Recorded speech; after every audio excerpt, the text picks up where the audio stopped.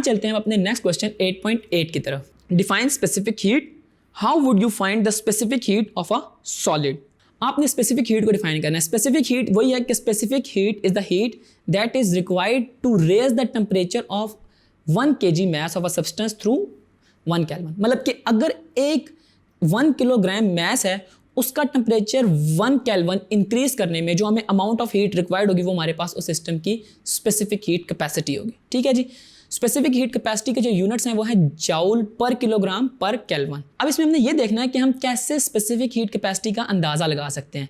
तो इसका बहुत सिंपल सा तरीका है कि अगर हम एक सिस्टम का टेम्परेचर इंक्रीज करें और वो जल्दी से हीट अप हो जाए तो इट मीन्स कि हमारे पास उस सिस्टम की जो स्पेसिफिक हीट कैपेसिटी है वो ज़्यादा है। और अगर यही प्रोसेस ग्रेजुअली और बहुत स्लो हो रहा हो तो इट मीन्स हमारे पास सिस्टम की हीट कैपेसिटी कम है।